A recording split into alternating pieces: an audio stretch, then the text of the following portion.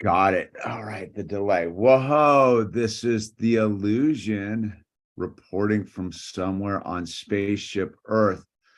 We have we have a special interview today with Andrew, Jeanette, and baby Ozzy, who is 1 year old. Congratulations. I can't believe it's already been a year. It's Yeah. amazing. Yeah, pretty wild. She's gonna be 1 tomorrow. And Wow.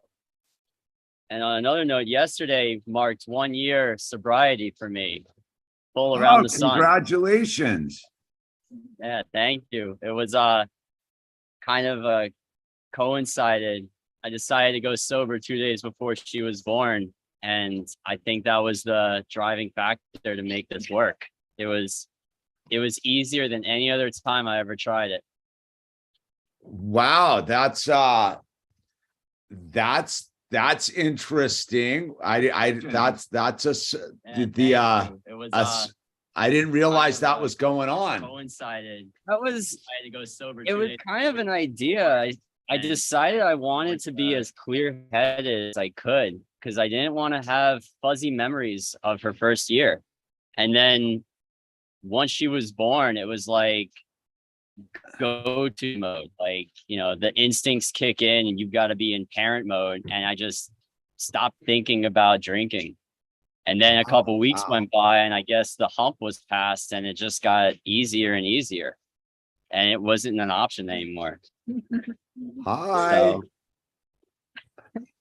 Wow. So that's sort of I didn't know you had an issue with it, or it was always just something I couldn't get rid of.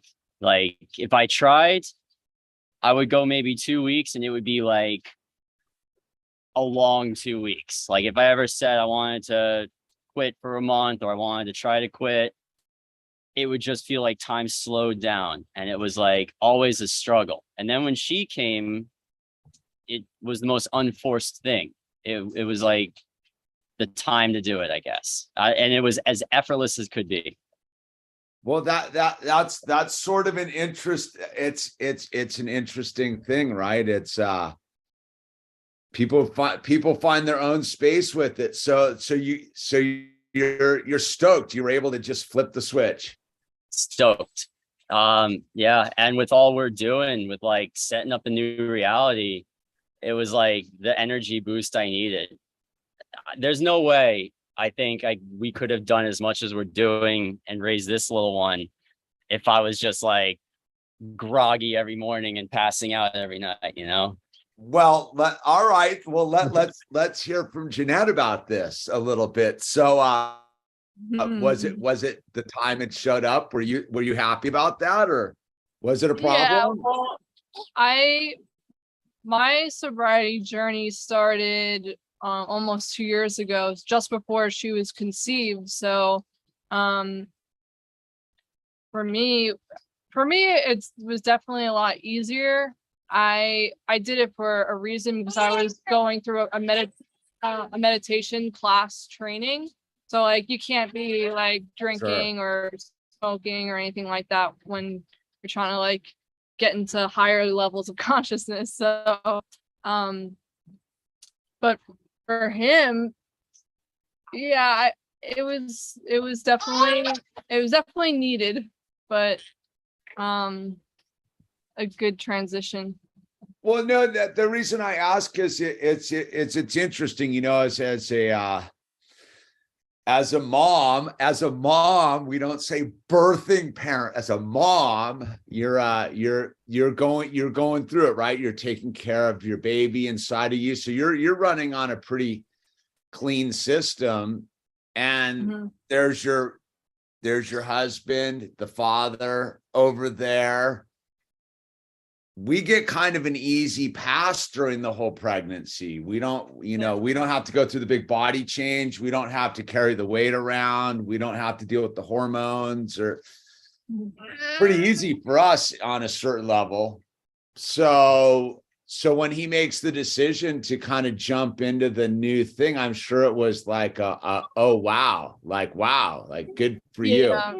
It was a big step up for sure, but And yeah, even like the first year or so of pregnancy, it really is like me and her, like I'm tending to her needs. Oh yeah. And he's tending to my needs. But like also it's been a year of journey for him, because it's like, you know, your first year of sobriety, you're like dealing with all of your shadows. So like every day is not easy. Just because like you're not drinking anymore, it's like everything else in your life is coming up, staring at you in the face, and you have to acknowledge it and deal with it. No, it's a bold move. I will say that to jump in right at that time, because that's yeah, you got to go through a lot of your own internal stuff to keep it going, and you have a whole new reality at this. Plus, you guys moved, and yeah, you guys have been up to a lot in the first year of yeah. So yeah, explain a little bit. So you're down in Puerto Rico now.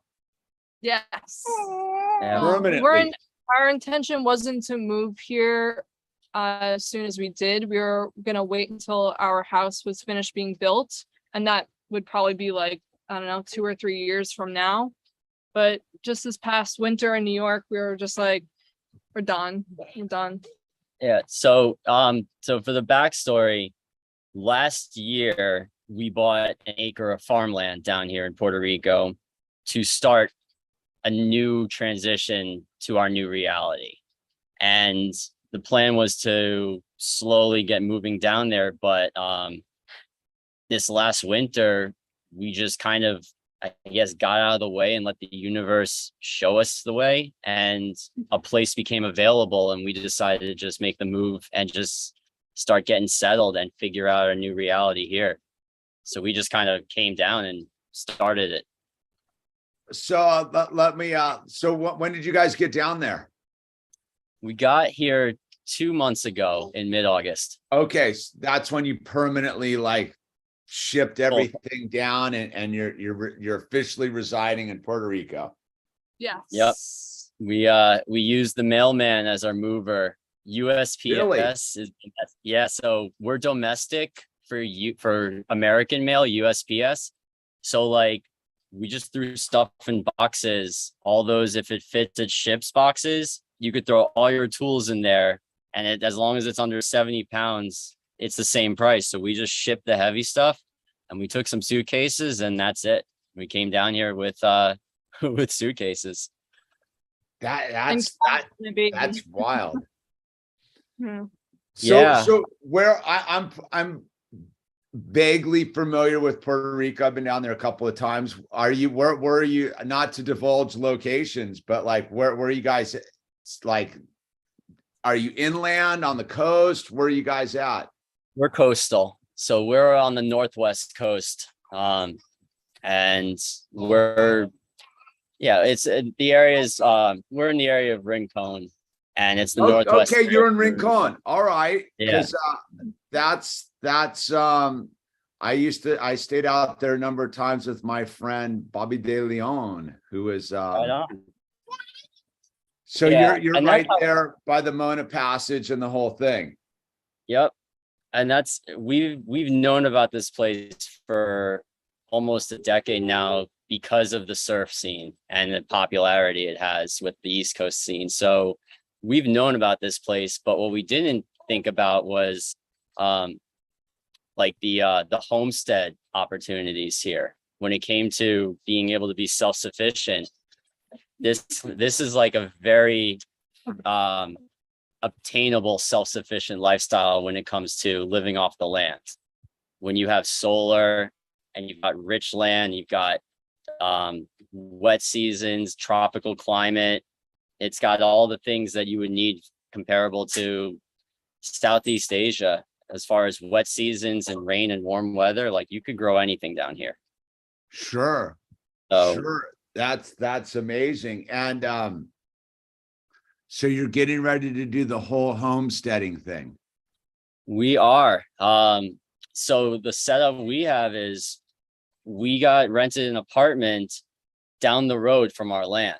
So even though our land we're not living on yet and it's just land, we can go onto our land, and we started building on our land. We've already started. So we went first. We've been cutting the grass, chopping down weeds, digging up trees, and trying to just level the land and work it. And it's kind of like, you know, with you and all of your projects, like you just start seeing projects after projects after projects, and you don't even know where to start. There's so much we're just doing on the land right now. It's great. Yeah, it's a bit overwhelming, to say the least.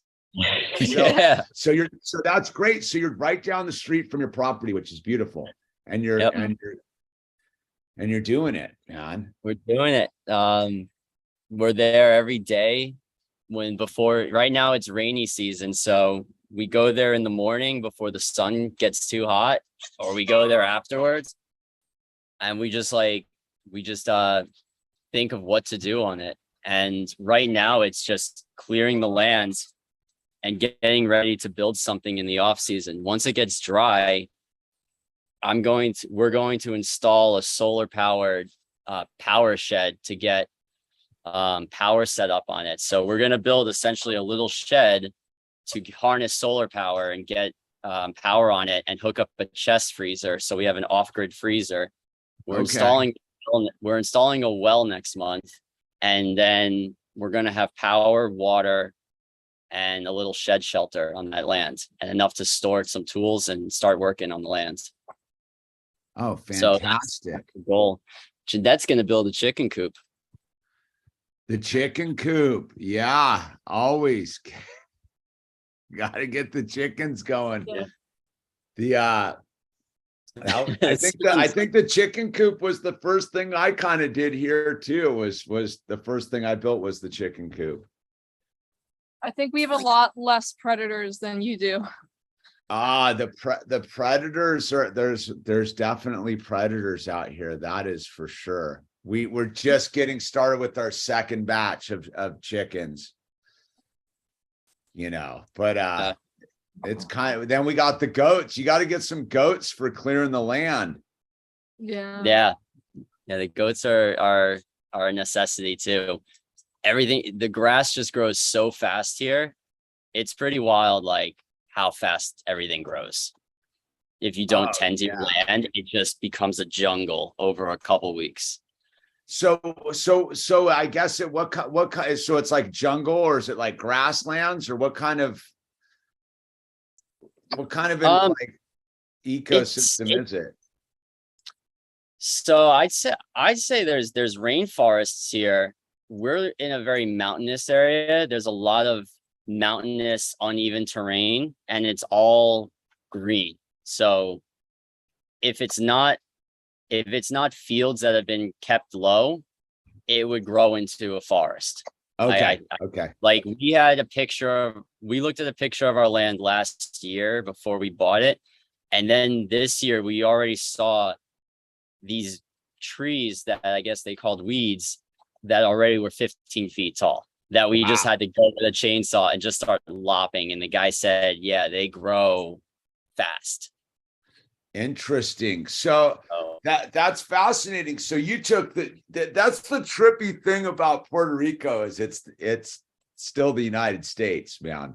It's but it's not, but it is. I remember when I went down there, I thought that one thing that I always stood out to me was that the highway signs were just like in the States. That's when I was like, oh yeah, I'm still in the States, man. Like, kind of, not really. It's strange. It feels like it, and then other times it doesn't. And there's some things about it that don't feel like the States, because just because you don't have the comforts of the States, which is almost a good thing. If you're looking to go into get pushed into a self-sufficient lifestyle, it pushes you to it, because if your car has an issue, there's not the mechanic is a guy who just drives over with a Jeep has a jack in his car and works on your car, but he might not answer the phone or show up for like 5 months. So you just have to learn how to fix your own car. And yeah. And the thing that I think is the most interesting is back where we were in New York, you feel like whatever you did on your land, in your house or in your property, your neighbors always were watching what you were doing. People always were like eyeing what you're working on, or like wondering, are you allowed to be building this? Are you allowed to be doing this? And out here, you just do whatever you want. It's like you kind of have the freedom to build what you want, but you also have to own up to your own consequences. If you hurt yourself or make a mistake or burn the house down, nobody's coming to help you. So like, it's a very accountable lifestyle, but people also aren't in your business acting like your actions are affecting them. So it has a nice feeling like that. Yeah. That's funny. Every time I go, if everyone's gone from the house, like the other week I was up getting lumber or getting a firewood, and my wife and Owl were off doing something else, and it's that vibe, like, yeah, dude, like, no one's coming to put out the fire, man. Yeah. not quick enough, right? Like it is that you're on your own about certain things, man. Like, I mean, we got full fire here, but I wouldn't imagine how they would get to you quick enough. And my wife's like, oh, the neighbors would call because we're buddies with the neighbors. And I go, yeah, but they're like old and they don't leave their house except like on the 2 sides of the day when they go deal with their dogs and stuff. I go, our house could burn down. They wouldn't even know it happened unless the wind was blowing smoke right into theirs. You do like get it. There is a weird vibe about that for sure, man. So what's the plans for the land? You're going to build a house, and so the plan is a concrete house, I gather, or what kind of house? So out here, everything is concrete. There's no sheetrock. There's no except no the place that drywall. we're renting here. During the hurricane that just happened, there was a leak in our roof in our living room, and we found out that we have drywall. And it took like a week and a half to find our landlord to find someone who did drywall because no one does it here. But yeah, drywall. This is the first place I've ever seen with sheetrock and drywall here. Other than that, it's all poured concrete, and there's moisture, there's humidity, there's termites. So, wood rots, and concrete, it's all about just doing a solid pour with concrete and rebar and making sure that you seal it up. And but you don't have insulation. You don't have to worry about that. Most of the people that build their own houses have windows that are just little slats. So you don't even need to worry about insulation, but you're just going to get comfortable with bugs coming in and out of your house. The bugs are gnarly here. Yeah, we got the same thing, man. It's well, that again, I think that's one of the things people forget about outside of the urban grid is the insect population just exponentially increases. Like the insects around here are endless. It's pretty wild. It's kind of cool, actually. Yeah. All in all, I mean, all in all, like, it's the right place for us, and it works for us. We couldn't be happier. We came here in, I guess, what's considered their off season, which was nice because it was quiet. What we've learned is it's going to get busy when wintertime comes. This place becomes like a tourist spot. So it's kind of nice to get acclimated to a place before the scene shows up. Sure.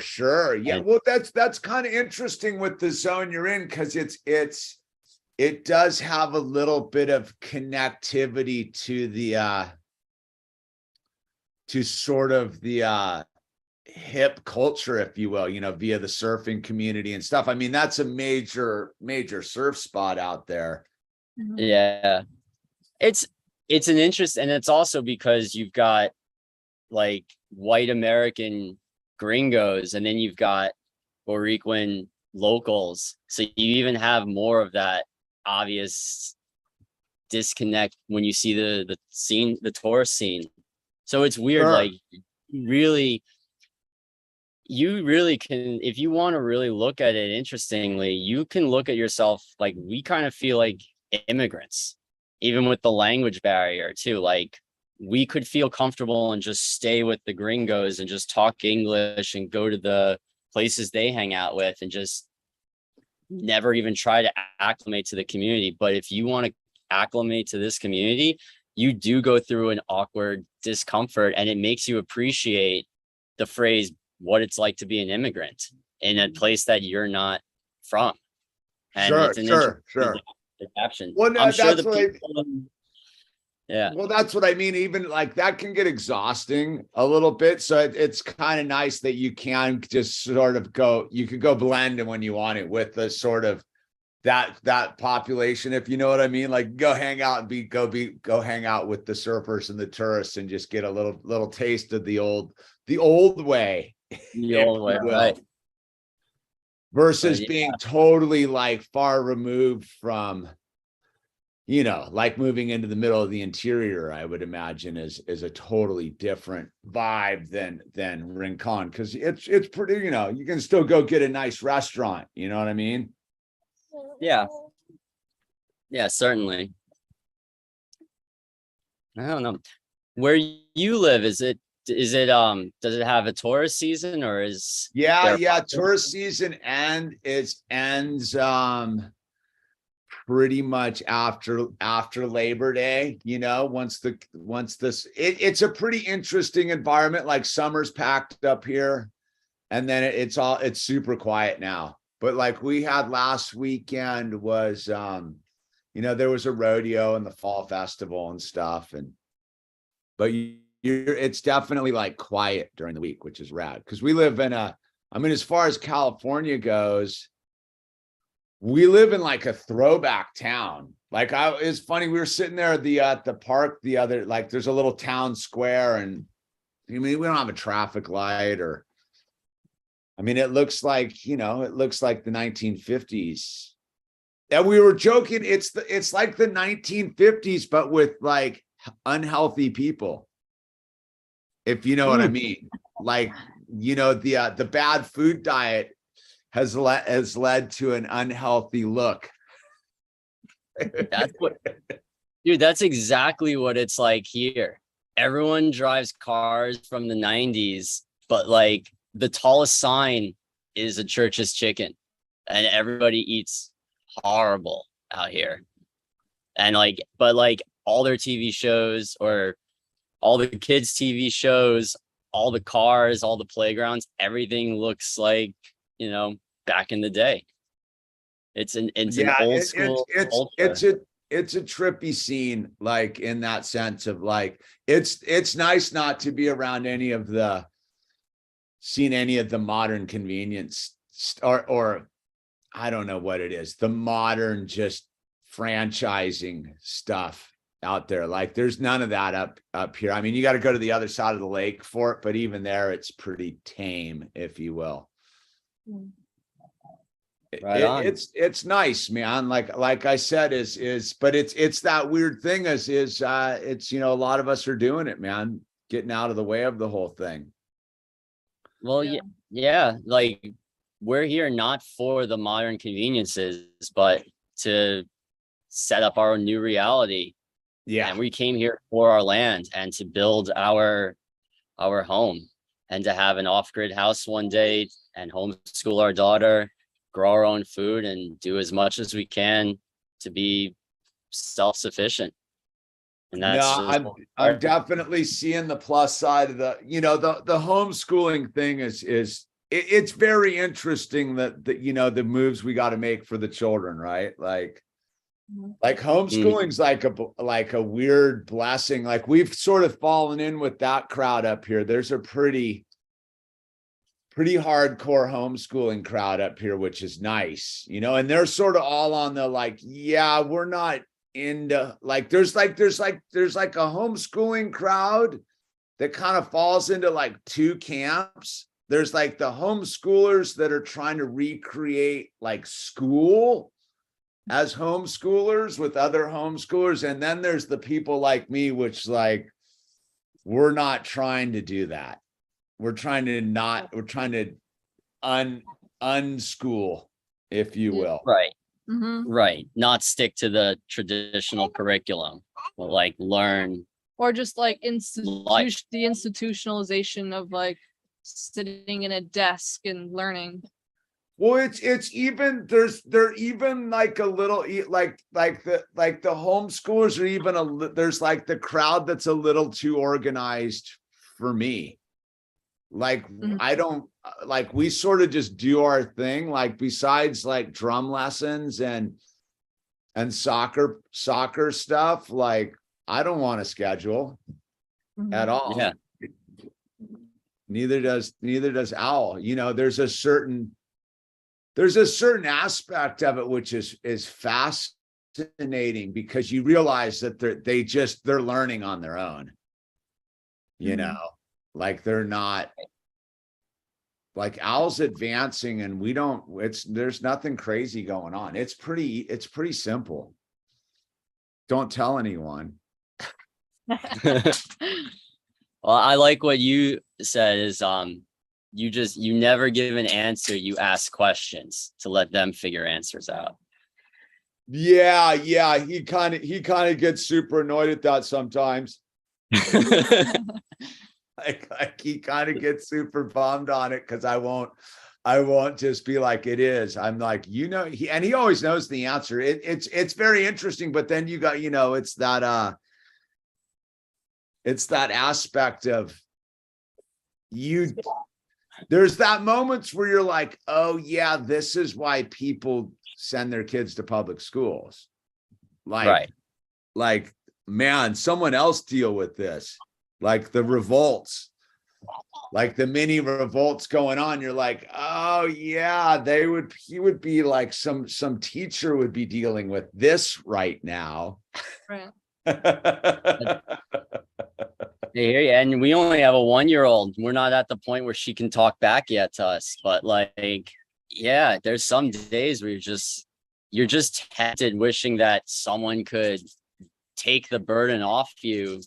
But that's kind of what, you know, that's how some of us got into our messes of going convenient. For sure.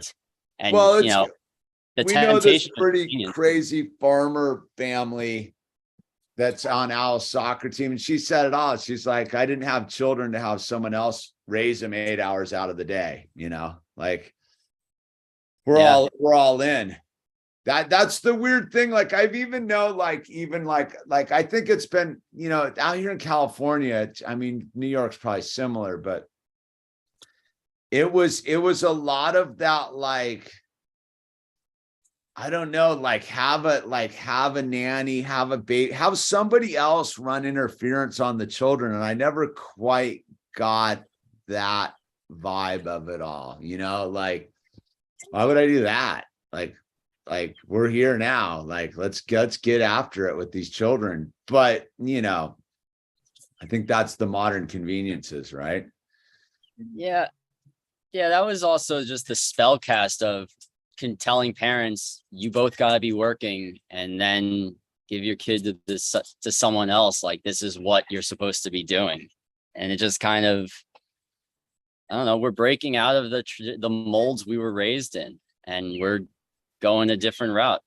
We made all of our life decisions so that we could be here with her, watching her grow and teaching her, and we don't have to give her to somebody. And that's how we've been able to be here working for ourselves. And, you know, it was all work. It was all a plan and an intention that we had to follow through. But we're very happy that, you know, we're here doing what we're planning to do. Yeah, there's an amazing freedom to it, right? There really is. And it is just nice that you feel that people are not in your business down here. And that's the one thing I like the most about it. And it's weird because Puerto Rico, they were the most like you've never seen cucked monkeys. Then if you came down here, these guys were as like masked up, full masked as you could imagine, unhealthy. But the difference is that they never made you feel inferior to them. They never like stood on this ground of moral superiority and shamed you. Like they were just like, they did it out of their thing, but they were cool with you doing your thing. And that reminded me a lot of like what you saw with the Canadians last February, how they had different beliefs, but they still respected each other as Canadians, as a community. And I feel that here. I think that they're very tight as a people, even if they don't see eye to eye about everything, they don't divide, which is a nice thing to see here. Well, yeah, I mean, I get it. You're on an island. Yeah. You're on an island, man. Well, I think there's also that real thing too. I mean, you were talking about it when we were communicating a little bit I mean, you guys still have huge issues with the power grid down there from what 4 hurricanes ago, right? Like power goes out once a week, probably here. It's really, yeah, like if you look, we just pointed the camera this way, you'll see that in 50 some odd years, all the trees have never been trimmed around the power lines. They just all grow through all the power lines because they just never took care of it. So when one tree goes down, that's it. The power grid goes out. Gotcha. So like, you know, it's not a place where you rely on the power grid. But again, another thing that makes you kind of move towards a self-sufficient lifestyle. You know, solar is pretty much anyone that had solar during the last hurricane was sitting high and fine, and everyone else was out of power for a couple of weeks, if not more. And you could just see the yeah. So you have everything that God needs to give you down here. Everything under the sun is available. But the system isn't taking care of you. The system, you learn to take care of yourself down here. I think that is quite apparent down there. Is Puerto Rico is sort of the forgotten appendage of America, right? Like they get to claim it, but they don't really take care of it too well. Yeah, pretty much. You know, it's part America, but they don't have to take care of it. It's a fascinating, that whole thing is fascinating with the fact that it's part of America, but it's not really, but it definitely is, but it sort of isn't. And you know, there you are. I mean, literally, like this thing goes down up here in the States. I mean, Puerto Rico will gladly have to do its own thing, I think. Yeah, they're kind of split on that, you know, and I'm like, I don't know which way it would go, because I think that they're tempted to want to join in, but it's almost like, be careful what you wish for, because the kind of like do what you want lifestyle is going to be, there's going to be scrutiny then if you join up with the states. Yeah. Yeah. Are you guys now down there? Is everybody getting? Is there some sort of, because you're fairly close to Cuba? I mean, not to Cuba, to Haiti and stuff. Are people tripping out about what's going on across the channel there? What's going on? The Dominican Republic's technically across the channel, but Haiti's right there. Like, is there any murmurings about that, or is it just might as well be another planet, the Haiti thing? I think it's just another planet. It's definitely not something that's being talked around. Interesting. But it's interesting. It's everyone kind of keeps to their own. There's not a lot of activism here and people talking about what's going on in other parts of the world. It's very, just filtered onto this island life, I think. That's amazing. Yeah, that's what I had my friend down there. His wife was a big dog, a dog rescuer down there. And I'm sure you guys have seen that the dog thing is kind of a scene down there. And so people would, because she was the dog rescuer and they're not that sympathetic to the plight of the old Puerto, they would drop off the dogs at her, like they lived on a little dead end street. They would drop off all the dogs down at her place, dude. She was the dog rescuer, man. So they were always dropping the dogs off down there, dude. It was a whole thing because she had a little bit of that activism going on. So she paid the price. Yeah. Oh, look at baby Ozzy. Hi. Teeth now. Hi. Oh, good for her. Good for her. She's stoked. So you're making your jewelry down there. You got your jewelry thing going on, and you have to fly up to New York to deliver? How are you pulling that scene? I'm just fascinated on that. So when Ozzy was born, I decided to say, I'm going to work from home for the first 6 months and test it out. And it basically was a test to see if I could work from home and not have to go into New York at all, maybe once a month. And it worked. So I said, well, I'll come down here and I'll just work remotely on the computer and fly to New York once a month. But basically having a baby was the test. If I could be at home with her, then I was like, you know what, let's go here and try it out. I'm still freelancing. I'll fly back to the city once a month. And I'm curious to see. I'll tell you, when you go back after a couple months back to New York City, it's a mind trip. And I grew up there and I'm like, whoa.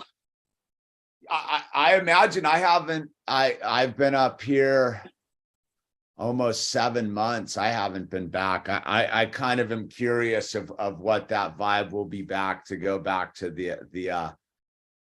And I lived sort of on the peripheral of it too, but just that whole condensed space. It's I wonder. I don't miss it. I will tell you that much. We don't miss it. What we did do, so this is also something we did. When we came down here to take care of food and water, we went to a butcher on the Amish country, and we bought a half a cow. And we had him butcher a half a cow for us. And we got about 300 something pounds of grass-fed Amish beef and bones and organs and fat. And we've kept it in a chest freezer in New York. So every time I go back to New York, I fly back with about 50 pounds of meat. So that's how we have a good eating down here. We made sure I fly with a backpack full of meat. So that's interesting. That for the so you can just travel with 50 pounds of flesh in your backpacks. You can't. It's not liquid. So if it's frozen meat in a cooler in a Yeti backpack, you can just fly with it, and they don't say a thing. It's very interesting. That's fascinating. You I was gonna say I didn't know there were Amish down in Puerto Rico, so they're in New York. But that's a good score. Well, they're in Pennsylvania, but yeah, it's doing your research wherever you are and learning what you've got to do to make a good life for you and your family. And the one thing we didn't really have here was good quality meat available at a lot of the local stores, and the butchers were few and far between. So we were going to do that until the fishing season comes up, and then we can go spear fishing and catch our own fish. So we just had to figure out how to take care of the things we need to take care of for food. That's interesting. And we've got the farmers markets for the raw milk and the eggs, and we'll do the chickens eventually. And the organic fruits and vegetables are everywhere here, so that's no problem. And we put in a water filter system that we really needed. Tap water here is really no bueno. Like tap water gnarly here. Yeah. With all the power outages they do, when the water goes out, when they put it back in, you swear you can just taste bleach in there. Like, probably. I don't know what they put in them, but they just put lots of cleaners into their tap water. So like, and also they said there's a lot of pharmaceutical runoff in the water, because the pharmaceutical corporations, they came down here, and they've been here for a while, so who knows what they're doing. Yeah, the water thing's pretty real. That's the one cool thing we've got here is the well, man. It's interesting. It totally frees you from a certain aspect of that, of the weird gridness of it all, like having your own well water, and it is yours to maintain, but it's like you instantly don't have to worry about a lot of their weird, like an aspect of the propaganda that gets pushed, the constant droughts and this and that. Like, have you checked, there's this thing called prime water, which I think is kind of interesting. It's basically, I don't know about, it's like prime oil. Have you checked out prime oil? No. Basically the theory is that it just comes from underneath. It's just percolating up all the time, and that it's abundant and it's everlasting, and that it's coming from a different source than and again, it kind of goes into this redefining the realm we live in, right? Like the ball theory of it all is a limited resource theory, right? And right. I don't know if I go the full other direction with the flatties either, but just the undefined realm leads you into these interesting things to think about. And so the prime oil theory is basically that it's not a limited resource, that it's just coming up no matter what. And the prime water, there's a lot of prime water guys, and they basically have said this the one main prime water guy is like, if they would let me tap like 3 different spots in California, there's enough I could get enough water for everybody in the state, no problem. And all the agriculture and all the stuff ever, but it's all being held under like, zoning laws and all of that kind of stuff. And I do sort of trip on the whole water thing, like underneath the ground, like you think like in like on an island, right? Like you're on like Puerto Rico and you dig a well, like, even though it's, somewhat tropical and it rains a lot, and the whole thing is you are surrounded by an ocean. And if water does its weird thing, that it just trips me out. I don't even know if I can wrap my head around what I'm thinking about, but it seems to be coming from somewhere else. We're getting a well installed next month on our land. And the guy was like, there's plenty of water, but we asked him if we could put a manual pump on it after, watching your video talking about the need for manual pump. And he was like, well, this well is going down 200 some odd feet to get water in Puerto Rico. So he's like, no manual pump possible, but it's crazy that's how far they go down. But they do wells down here, and he said you could give water to your whole community. There's no problem. what's interesting here is that you do need permits, but nobody really asks for them or bothers for them. And the well guy doesn't really care. It's like, again, you don't really need permits to do things on your land. You just kind of do things like, but if something goes wrong, don't ask for help. You know, you're on your own. Like, it's nice. Like, you could do whatever you want on your land and no one's going to say anything. So we're getting a well made, and we'll see how it works out next month. If nothing happened, you know, if it doesn't work out, we can't do anything about it. But, you know, that's they just drill till they get to the water, man. That's it. I think our well is 170 feet, and we hit water at like 125, and the actual pump is down at like 140. I think that's what it is. Really? Yeah. I thought the manual pumps don't work when it's that low because they can't get enough. I don't know. It's you definitely do see that the one. Well, I would think that on a certain level, dude, you can pump anything, right? You just have to have enough force on it. But you know, it's the because it's just a straw, right? It is just a straw going down there. So, but you do realize the thing is, like, the minute that, like, the power, you are power dependent on with these wells, that's like the solar thing is like paramount on that. Like, that's the one thing I do trip on a little bit, is that aspect of it. But I don't know. The ingenuity around it, it seems to me that, like, yeah, I get it. You could have some sort of like repumping system, dude. Whatever, you could hook it to your car, I suppose, if you had to. Yeah. Well, the solar thing is pretty cool here. When we look at most average solar panels, you imagine you're getting, I think they tell you to calculate 5 hours on average of daylight.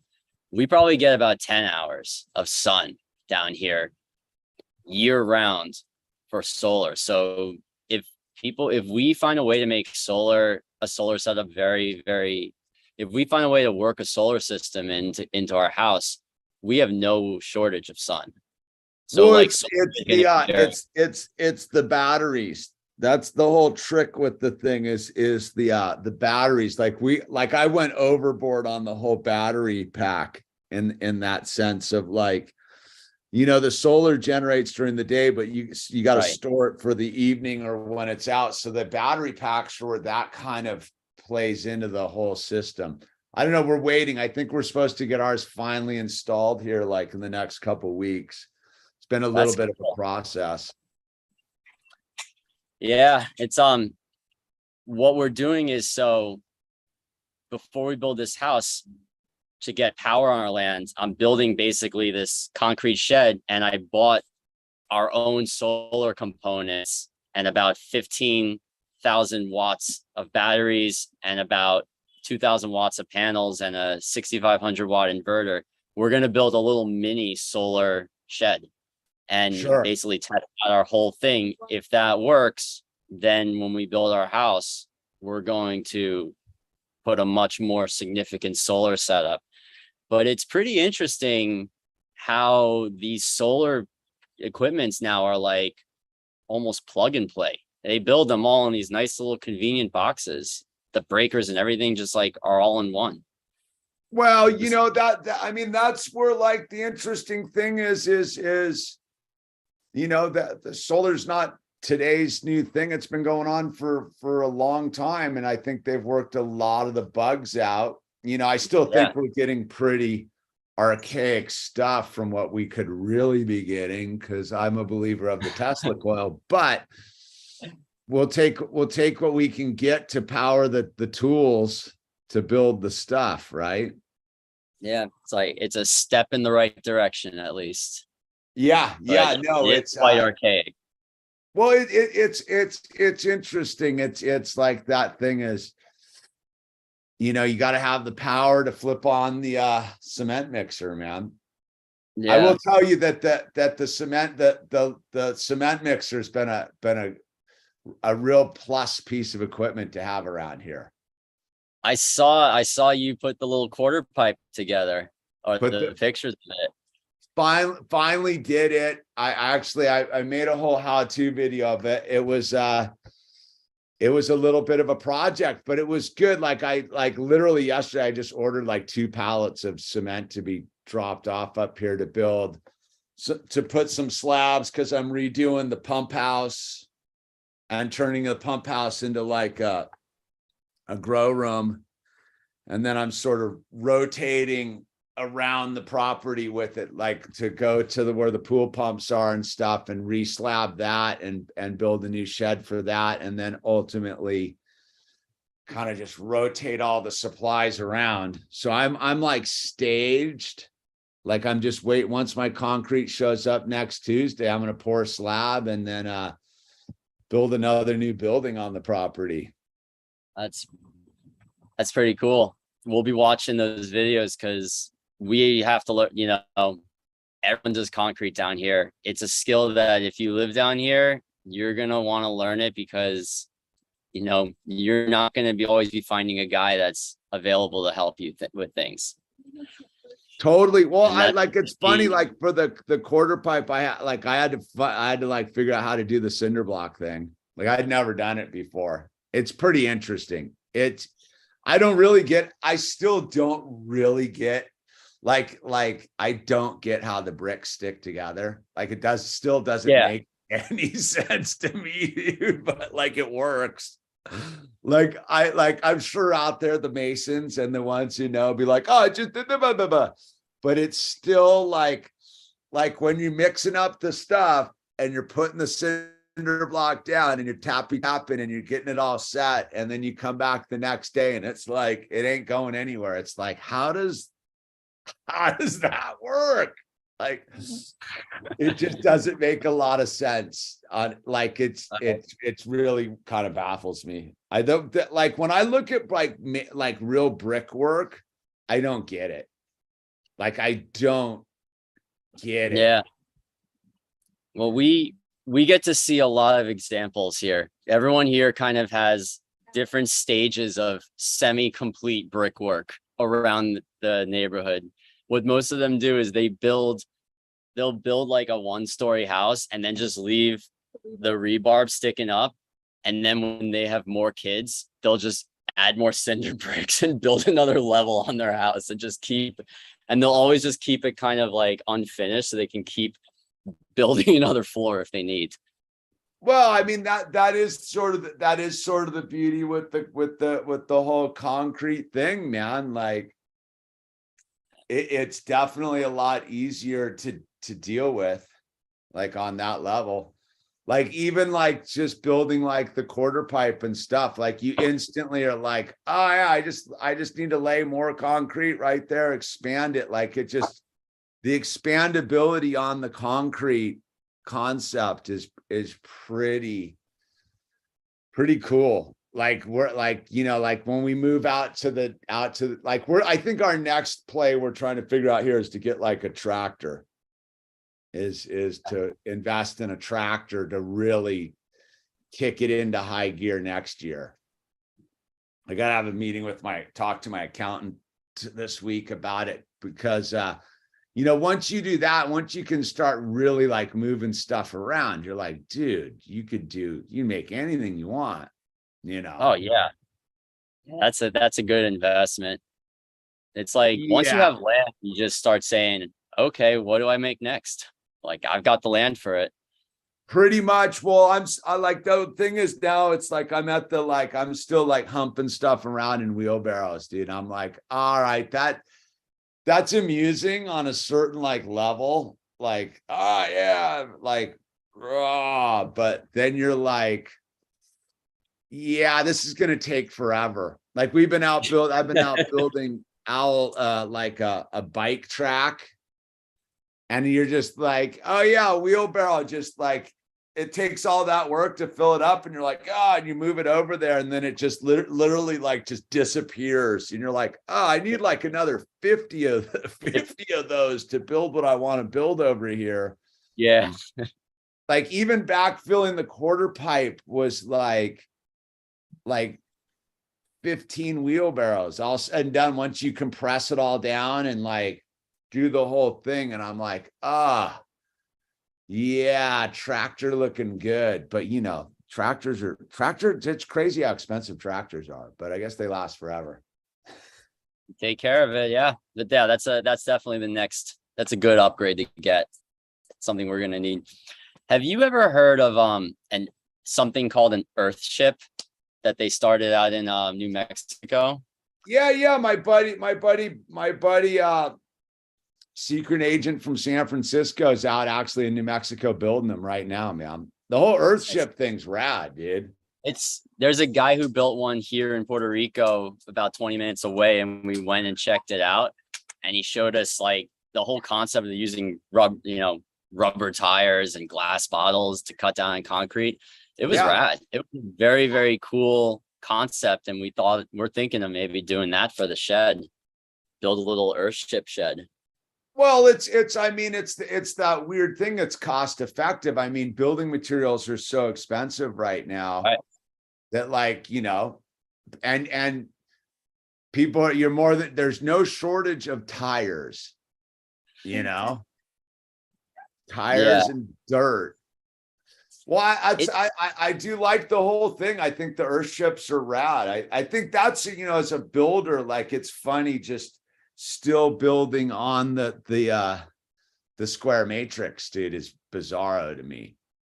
Like when I really look and start like actually like building stuff, it almost seems futile because I'm like, this stuff's not meant to be here long. Right. You know, like the quarter pipe I built on my driveway, like for all intents and purposes, will outlast this house I'm in by like 100 years. And that's taking care of it. Yeah. You know, wood is just like, it's interesting that like, and just the angles and way things join together. And then you see what they're doing with the earthship thing. You're like, okay, yeah, it makes total sense. I also like the straw bale construction stuff's pretty cool. What's the straw bale construction? It's sort of similar, but like it's you just use straw bales, and I think they basically plaster over it, and the insulation qualities of the straw bales are like immense. Yeah, it's really cool stuff. I mean, it's showing like when we break out of the matrix and we just realize that we have all these creative abilities. It's kind of like a Bucky Fuller thing about not being a specialist, not being focused on the right way to do something, but realize that we have the ability to take what's in our backyard and use it to build a house. And Earthship was a really clever way to, like, you look at it, you're just like, wow, that is such a really effective way of building a house. And the houses there were really nice. He even like built the whole central cistern thing in there, right? Like, yeah. And everything was kind of domed. And he built these little cutouts in the wall so that it would have like a natural geothermal cooling. He basically put a pipe in the wall that ran to a stream like somewhere down out in the woods. They were able to just have natural cooling based on the way they built it. Yeah, clever stuff. It's pretty trippy. Like when like that's one of the cool things up here is everybody's like, you know how air conditioning's like the normal thing. You like up here, it's a little bit more I don't know, not that. So everybody's got swamp coolers. I never heard of a swamp cooler in my life, dude. And it is like the dumb simplest thing, and it works amazingly effective to keep the house cool. It's rad. Like I'm like, whoa, dude, this thing's bitching. And all it is water coming down like this membrane and a fan sucking air through it, dude. It's like, it works amazing. It trips me out. Doesn't it kind of psych you out when you think of the new reality, how much creativity is going to be in the houses that people build themselves? Everyone's going to start getting so creative and using all these really out there approaches because we're all going to break free and do things ourselves. I mean, it's gonna be really I'm a little bit on the, as a builder, like the one, this is where I'm not a system burner, like about building and stuff is yes and no, is people are stupid.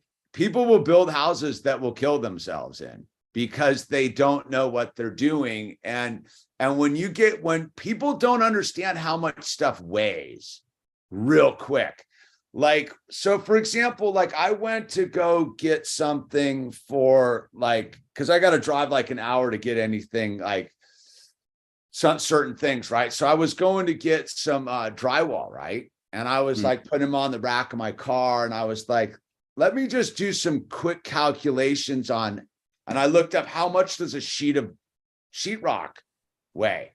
I didn't really know. I knew they were heavy. Dude, 56 pounds, right? For a sheet of half-inch drywall, 56 pounds, right?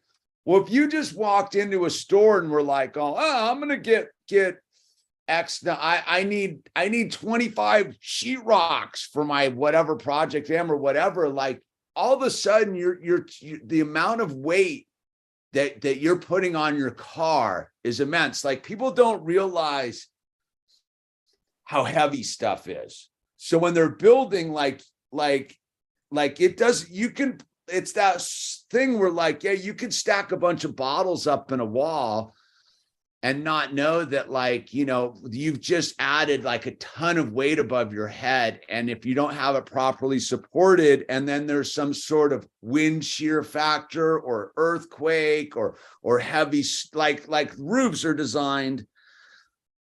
Like when you get into like roofs, right?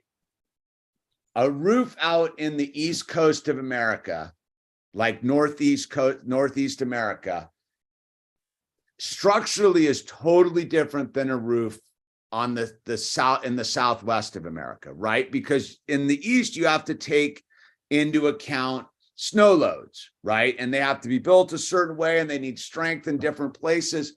But out on the West, you have to take into account earthquakes. And down in Florida, you have to take into account wind. So like, so a lot of where I think that the danger of that sort of like, oh yeah, you just go build stuff is people would someone moving from Florida who built a roof in Florida for their house might move up to somewhere where with snow is an issue and build a roof that could kill their whole family. And someone who is in New England might go, oh, I'm gonna build a roof out in Southern California, and then an earthquake comes and there's none of the hardware installed and they kill their family, right? Like if you look at like California, like our stuff has super stringent like earthquake codes that have built up over, 150 years of trial and error and dead people. And so you would go and build a roof, right? If you went and built a roof or a house, you wouldn't know that why there's all these straps and hardware installed, and it's for a very logical reason. So like our house was built in 1985, right? Okay. 1985 in as far as technology for safety and for earthquakes is 35 years different than, is that 35 years different than now.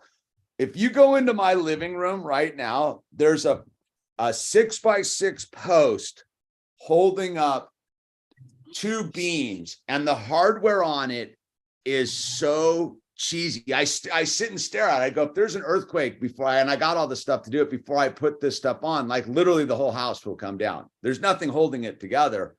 But when they did it in 1985, like it passed the zoning laws. Passed code, right. And so that's where I get a little bit weary about, like, where I do believe that there's certain aspects that the system has that are very relevant for Well, I perseverance. I agree with that. That I agree that things that are not questionable are the mathematics and the physics and the engineering. So, like anything, you do your research and you write out your calculations of what your loads are, what you need to build. You define your creation and you use traditional builds. But then when you can look at, okay, this is what I need this much power, I need this much application, this is one option to get that amount of insulation or window. This is another idea. Once you define the structure and you do, you know, all the mechanical requirements, then you can look at creative ways to fill those answers in the mathematics equations.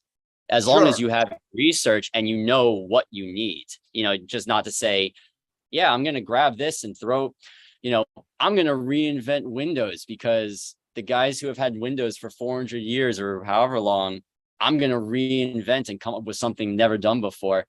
That's that's then when it gets ridiculous, is when you start throwing away what's been proven over years and years of trials and perfection. So I think the core structure, yes, works and it's good. And you don't want to ignore the physics and the calculations that have been implemented in the systems. No, yeah, I get, like, that's what I mean. It's like it's a it is the conundrum of like our time. Like, what you got to throw it all, try to not throw the baby out with the bathwater, right? Like, when, like, it's like when you check out John Levy, like, is that what is our fireplaces really meant to have fires in them? Or were they used for something else entirely? You know, when you get back to those Gilded Ages houses and the Antiquitech and all that stuff, that's where, like, I do appreciate the whole off the grid thing, but I also am weary of where we are too, as I think we are a little bit soft in that sense, where we're almost our own worst enemies. I know that I find that around here a lot, is like, that's why I've slowed it all down, is you do have the ability to, like, dig yourself into as much trouble as you might not be able to get out of.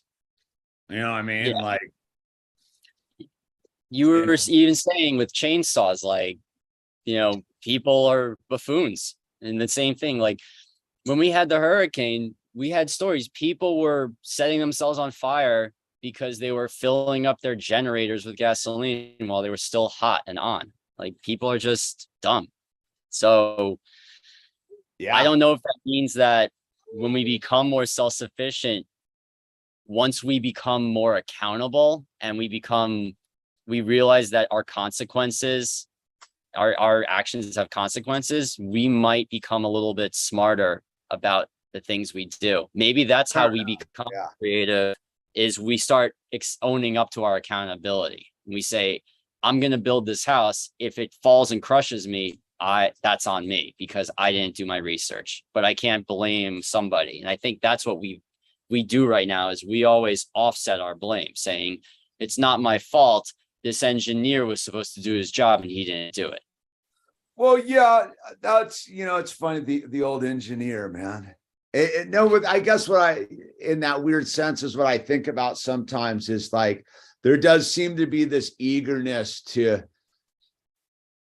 throw off the shackles of the whole thing without, like, there's a lot of good that's come out of whatever it is for where we are in time and space, right? Like, yeah. That's where I'm a little bit weary of that. There is that aspect of, that's why I'm not a system burner. Like, I do appreciate a well-paved road. What ultimately that means on the other side of the world, I don't know if I'm quite that invested on a well-paved road. You know what I mean? Like it's this, I guess we'll see, you know, as we move forward. And that's why I guess, you know, you're doing what you're doing and I'm doing what I'm doing. A lot of people are doing what we're doing, is trying to get away from the grid to become accountable. Ultimately. To become accountable. Yeah. And still embrace the things we've taken from society. Like as a jewelry designer, you know, I'm still designing a setting for a diamond that's the same setting style that's been done for 200 years. I'm not deciding to just reinvent something and, you know, throw away all the traditions because I'm like, hey, I want to, you know, break free of traditional jewelry matrix and invent everything from the get-go. It's like, we want to take what was effective before it became political BS, take the raw stuff that we learned from civilization that were effective, and then implement it into our new reality. But we don't want to just start off from beginning without knowing what to do. Like, there was stuff to learn from in society. Oh yeah. Well, it is a, like the other day I was installing a new door, right? And I took out the old door and it was real tight. Like they didn't put any wiggle room. It was an old building, so they framed in the door. And I was like, okay, I can stuff this door in there, but like the door wouldn't close. So I was like, oh, I got to take the whole thing out. And it was literally an eighth of an inch at the bottom corner of their thing was causing it to rack. And so like I had to like cut out like a whole, like it was like a whole, I had to go do surgery on this thing. And I was sitting there like thinking about what it would be if you were a person who didn't know what, like how, like the ability to like do the surgery, right? Like I had all of a sudden I had to get an arsenal of tools out. Like, all right, dude, I wasn't too happy about it. I was like, all right, I got to cut into this thing, but it's like, I got to make my first cut with this skill saw, and then I got to come in there with that, and then I got to do this, and I got to do that. And then I got it in there all perfectly. And then at the end of the day, you could see exactly what it was that was causing the thing to rack out. And it is like, I don't know what I'm getting at ultimately. I guess what I'm getting at is it's pretty easy to like get stuck right now, where I think that the DIYer thing is almost a weird trap for a lot of people. Like the fact you can go just pick up one of these doors down at like Home Depot, dude, the $300, here's your brand new door, bring it home, sit there and really potentially cost yourself thousands and thousands of dollars in oops, like I didn't know what, like literally, like it rained yesterday, like I got it in and then it rained, but like if it had gone like I had enough control over it, but it was like one of those, like if I'd blown it a little bit more, it could have just rippled around the wall with like, oh, there goes the drywall. And I had to take trim off and do all these things. And I'm like, oh yeah, like your average bear would just like, I just get a door, stick it in. And then just all of a sudden you got a door that won't close. And I don't know what I'm getting at. I'm just getting at that the accountability thing is real. Yeah, it's real. And then it's also learning you're at your own level of maybe not taking such big projects on if you don't feel you're at that level. Find projects that are smaller, like working on a car. You know, I decided to have a guy change the serpentine belt because I didn't feel I was at the level of taking all the pulleys off and making sure it was right. But I was doing my own oil changes, and that was something I felt comfortable. And then the ones that I wouldn't feel comfortable with, get someone else to do it. maybe learn from it, and maybe one day step up to that task. And Yeah. I think that's just personal accountability. Like, like I want to build a farm. We're all going to build a farm one day, but we're not going to do it right off the bat without maybe doing some baby step projects first and learning. I mean, it's just I don't know. I don't know if people just need to go through a rough time and realize that you can't be stupid and you can't do projects, or you just try things out, learn to face your fears, learn to get up when you fail. And well, I think the secret to it all is old timers. The old timers. Like I think that's what one of the things we're on the verge of losing, which I don't think anyone's truly like aware of, is the old timers have all the secrets. That's why they're old timers, right? Like if you like literally, like when I bumped into my well thing, I just called the old guy who was like, oh yeah, what we do, rah, rah, rah, rah, rah. Like he took one look at what was going on in my pump house and was like, dude, this is whoever the people who did it before this, none of this stuff needs to be, this is over-engineered. This is all nonsense, dude. He's like, dude, I'll come and when you get your new pump house built, we'll come and strip all this junk out, dude, because you don't need it, dude. It's making your life, it'll make your life difficult. And it's like, it's that funny thing of like, that's where I think like us and what we're doing right now is we're the last people that have a chance to get a hold of the technology that the old timers have, that can-do spirit. Like they already learned it all. Like we've built ourselves a super complicated mousetrap. It's funny, like this guy Johnny Jims just said, dude, people can't even balance their checkbooks, dude. Building creativity. Yeah, but you know what you can do is go find the old timers and get them in. Community is the whole key to it. How is that going out there? Like, are you getting to know some neighbors? Or we're getting to know neighbors. It helped having the hurricane. The hurricane kind of helped us bring the neighborhood together, because we all were without power and water for a couple of weeks. So we all got to meet our neighbors and kind of go through something together. But it's good. Our next door neighbor next to us, he rescued 2 cows. So we've got cows that are grazing on our land right now. oh, good. He's got a cow named Scooby Moo and Gump. And there's there's a good diversity of friends, people we've met. There are some people that are like-minded, and there are some people doing the homestead life. And then there are just some surfers that just want to have a good time. And like, Sure. you got your whole scene. What we have done is we've met a lot of families here. There's a lot of babies Ozzy's age. So cool. It's a nice sign of a new community. We'll see what kind of, parenting style everyone has, but it's each their own. But we'll probably find a group that wants to kind of do something similar.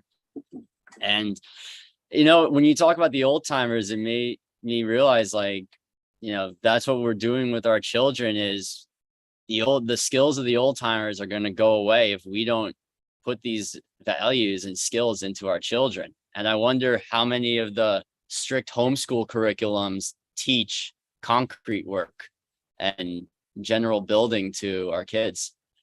Well, that's they don't. So that's the problem. That's where the practicality of the whole thing is this.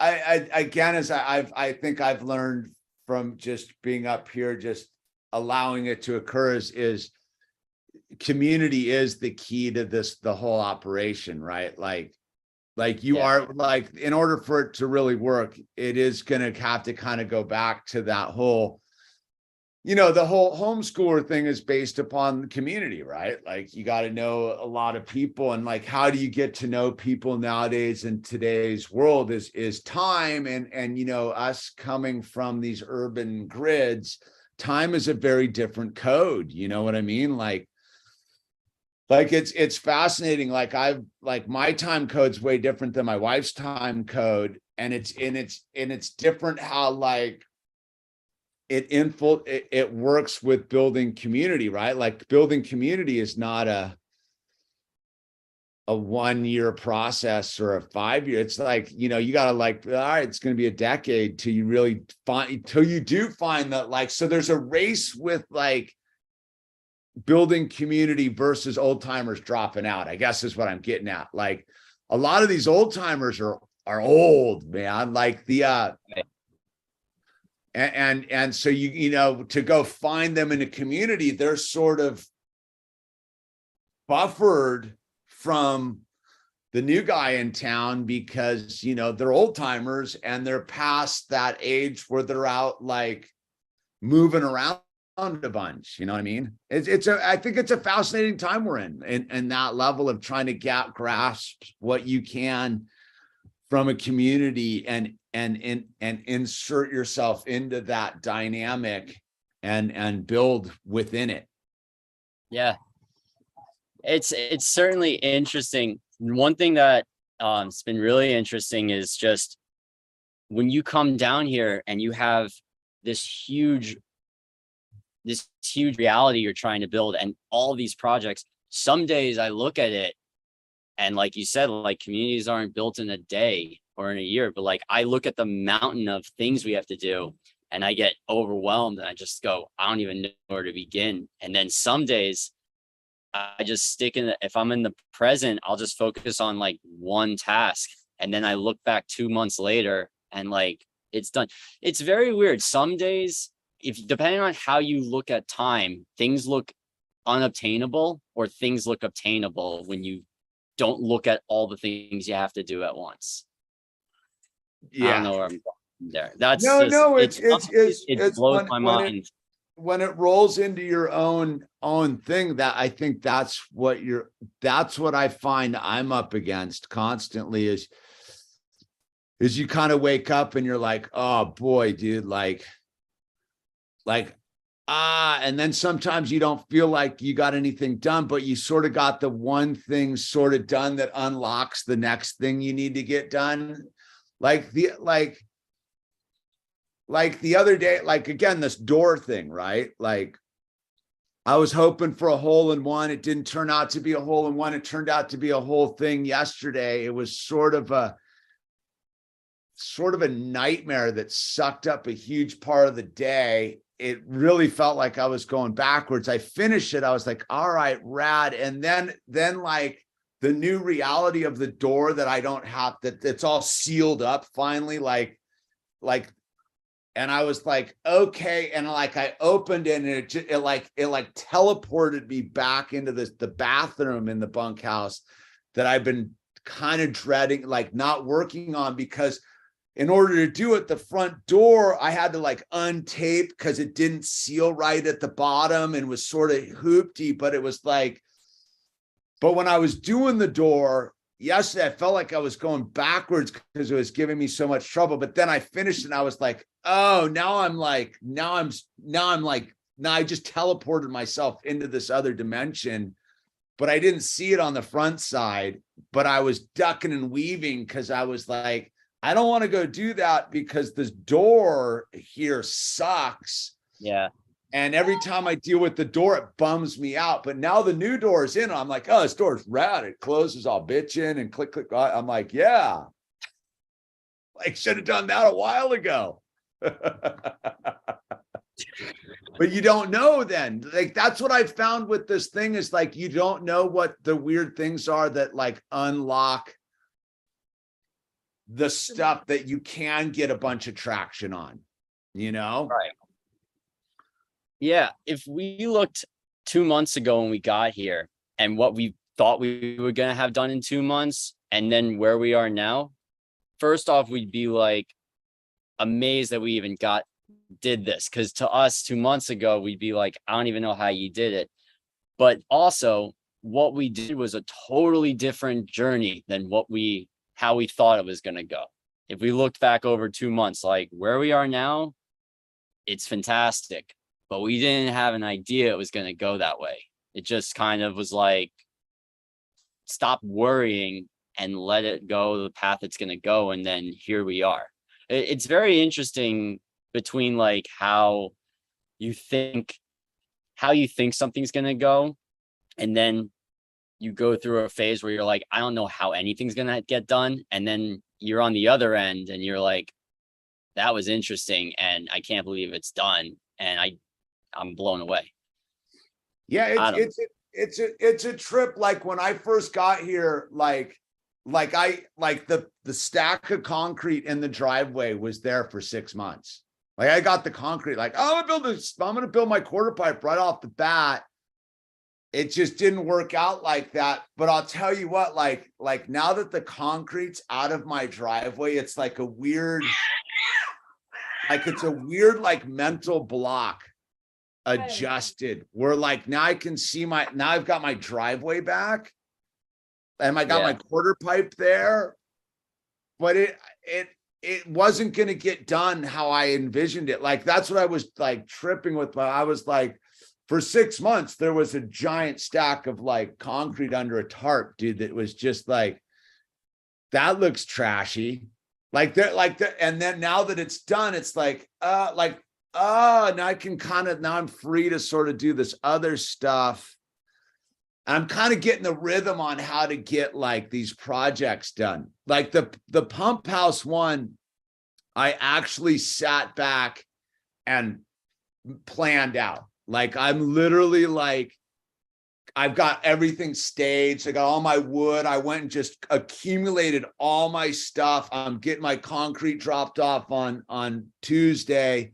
Between now and Tuesday, I'm going to form it up and put my rebar in. And then I'm literally going to, depending on what time it comes in Tuesday, mix concrete, be done. I bet I can have that thing done in a couple days because I'm racing winter, right? Like the whole point I'm doing it is to insulate all my pumps from the cold. So I got to work quick. But I've worked out all the bugs in that process. It's very hard to be self-starting too. Like I've noticed that, like it is. And it's weird. It's sometimes discouraging. It's sometimes hard to find your own motivation. And it's like, and you get overwhelmed. What we didn't expect to have the rainy season. We didn't know what rainy season was. It rains every day here until maybe in about a week or two, and then it's going to be dry for 5 months straight, and it's like go time. Like all the projects can finally start, but like it's crazy. Like it gets so wet that you can't work on anything. We saw a guy almost flip a tractor trying to bulldoze a hill in like after a 3-inch rainstorm. And he just got slid on mud and just slid down the whole thing. And he was calm the whole time. We thought he was going to flip over, but like it was crazy. Like just a guy who's like, I'm going to take a tractor and do something in the middle of a rainstorm. Well, it's almost was the flip side here. It was the heat. Like we got like everything got shut down up here for like 2 months with the heat. I wasn't really ready for it. Like, and I had to power through it. Like I had to build that Lego room in the heat just to like get it, just because I had to get it done. But there was like a whole, like, but now I know, like now next year, like I know, like, I think that's another thing that like, that I came in aware of, that's been sort of like a different thing, is I was like, I won't know really anything this year. Like next year I can actually approach it a lot differently, because like this year I just need to figure out like what the temperature's doing, like what the seasons are like, and what it does environmentally speaking. Because if you had told me, like, I would have been like, yeah, whatever, dude. Yeah, it gets hot. Yeah. So what? I was like, oh, it's okay. I see how it works.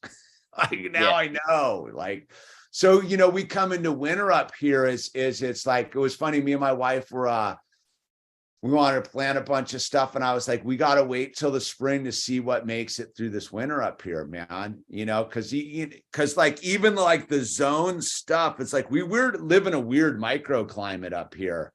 Like, you know, we're right at the base of the Sierras, but we're the high desert and Death Valley's over there. And the San Joaquin Valley's over here. And it's like, it's just this weird environment where I'm like, nah, we're going to have to wait. We got to wait and see what makes it through this winter as far as all the stuff we have planted around from before, which it's like the animals too.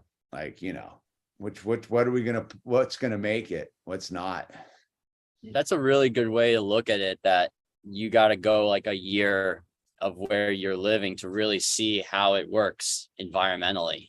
Well, I mean, to go full circle, right? We'll go full circle. You just did a year with the baby, year sober. Like now you know now you will know what a June looks like without, you know, or what June looks like with the baby. Like these things, like you didn't know what the whole seasonal arc looks like in this new state. Like, and that's why they always say, you know, don't do it for a year and then we'll give it back to give you your misery back. Right. Like, cause you don't know you got to go through Christmas and Thanksgiving and all these things sober. And you did it with a baby too, which is like, yeah, get a year of baby under your belt. And then right when Andrew, when you thought you got it all figured out with the children, you don't.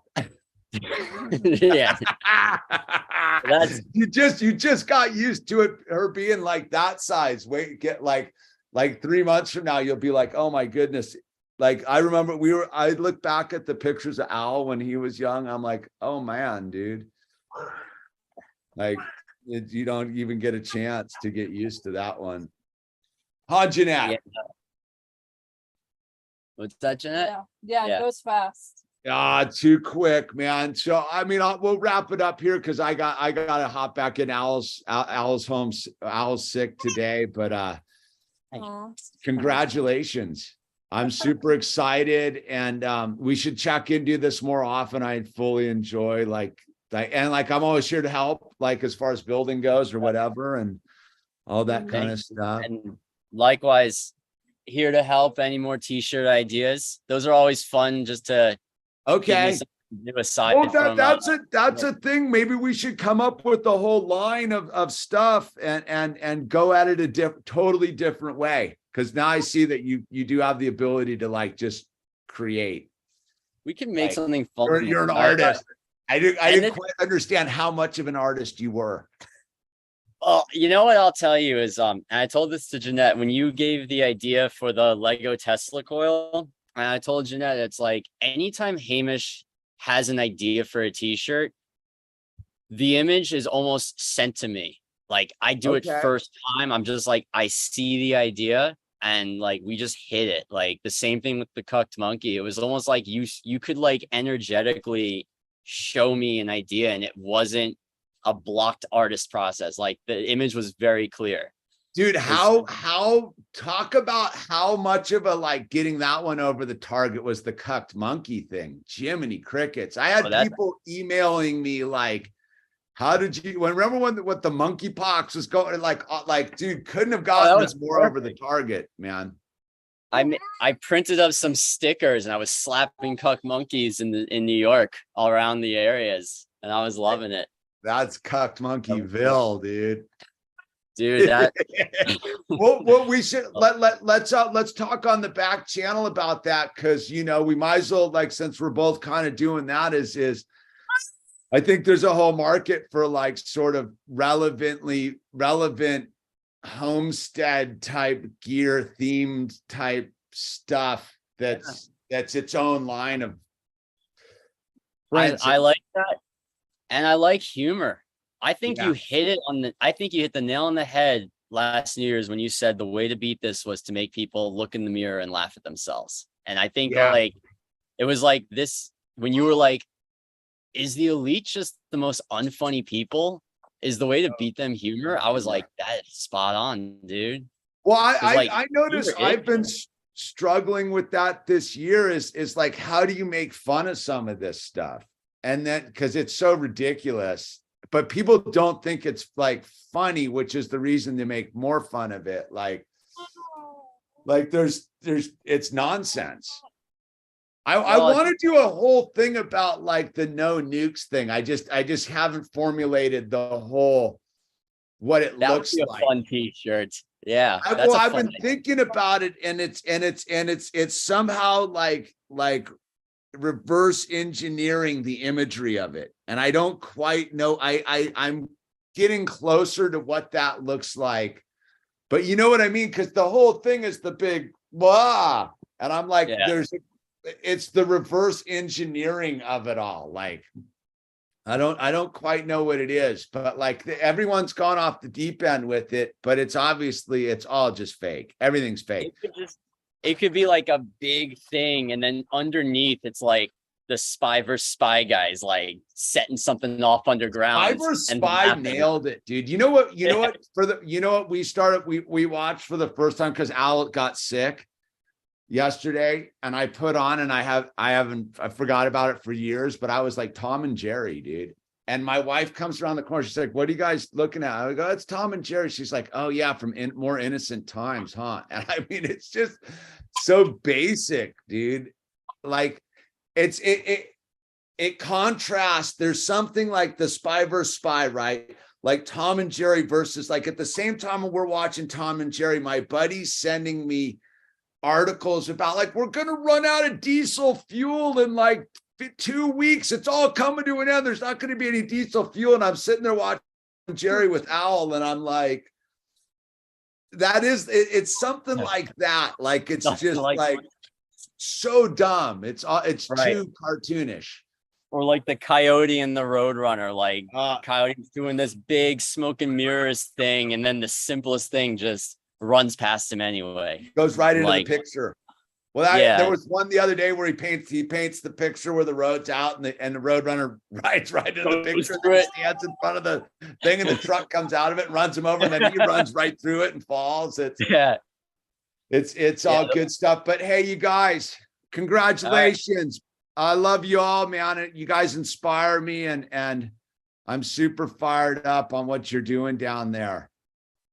I like those overalls are incredible. Did you make those yourself? No, I wish. Those are cool though. Yeah, those are very cool. Baby Ozzy. Don't look at the screen too long. Bye-bye. Have a beautiful day. Good luck with the land, and let's stay in touch. Do this more often. Will do, definitely. All right, awesome. Bye. Bye.